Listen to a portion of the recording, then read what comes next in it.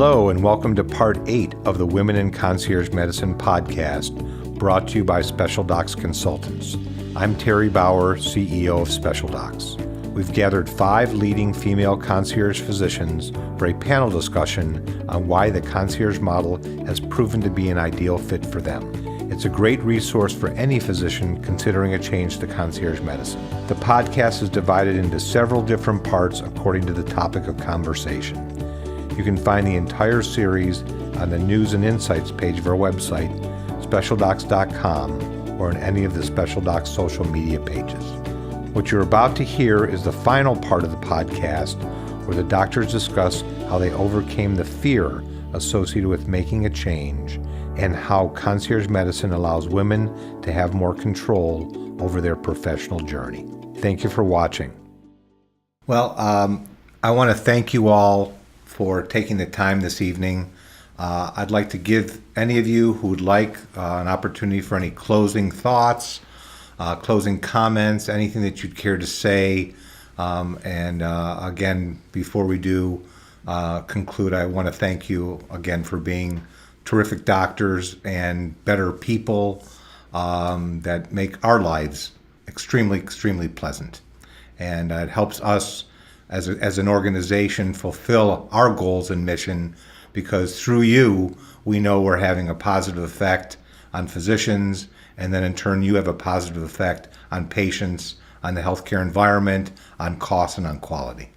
One of the things I would say to a female practicing physician who's thinking about concierge medicine is that I too had reservations about putting money in the doctor-patient relationship.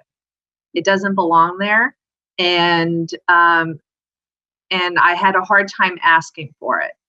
And with having a third party do it who is warm and sensitive, and in this culture that we live in now where everybody has to pay up a little bit more to get better cell phone coverage, better airline reservations, better this, better that, paying a little bit more, which is the price of a fancy dinner once a month, is not a lot to my patients, and it's worth it for being able to have me at any time.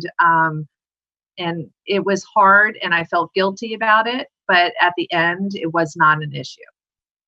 Along those same lines, I appreciate the training that you guys have provided to allow us not to feel badly about how we practice medicine, because we do provide, I think, a tremendous service. Our patients really are appreciated. They're getting great care, and it really is hard to work with the financial end of that. I don't think any of us have ever really done that. We're not business grads. So we appreciate how you guys have kind of trained us and have helped us take over that part of the practice. Along the lines of what Monica said, I was very scared of talking about money with patients. I was so afraid that patients were going to be angry with me, or they were going to think less of me. And that just didn't happen. I think people they know that they're not getting what they want from the relationship. And they know from everything that's on the news and the current state of affairs of healthcare that the doctors aren't happy.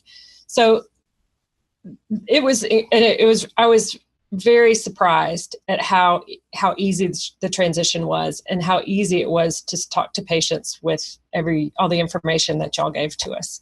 So it was much easier than I thought it would be. And it's been fantastic. So I will speak to an issue which I promised you, Terry, that would be the last one that I'd want to talk about. And I think that's the issue of whether there's a pay disparity with women physicians. I shared with you ahead of time that has never been my impression, and that's probably out of a position of ignorance because I've always worked for myself. So I understand that opportunities for women when they're working for others may be different.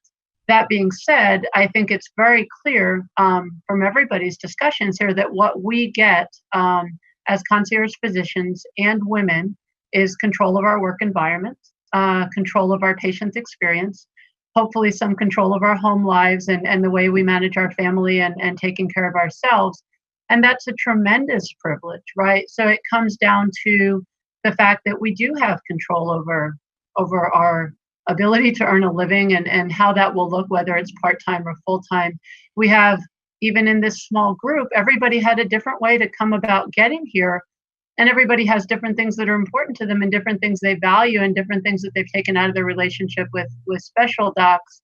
So I think as women physicians, we can say that it's an excellent choice to be a concierge physician, because what you get is a model that works and a way to take care of patients that works for you, whatever that is, that whether that's helping run your business or helping find balance in my case, or, or being able to be home and keep the schedule that you want.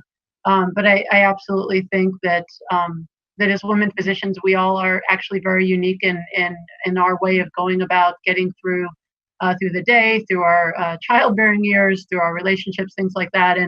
And so I think as a concierge physician, I definitely feel like this has been an excellent choice, an excellent way to kind of find my path going forward and absolutely find joy in medicine that was a little harder to come by before. So again, very appreciative and interesting to be a part of a relatively diverse, yet all of us doing the same thing, group of women here tonight. Thanks. Well, we'll close the podcast by again thanking everybody for participating this evening. Also thanking those of you who are listening, and certainly wishing all of our female physicians, and of course our male physicians too, continued success and good luck.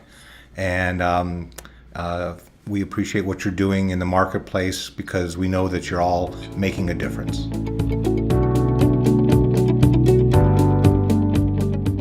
That concludes the final part of the Women in Concierge Medicine podcast. You can find the entire series on the News and Insights page of our website, specialdocs.com, or on any of the Special Docs social media pages. Thank you for watching.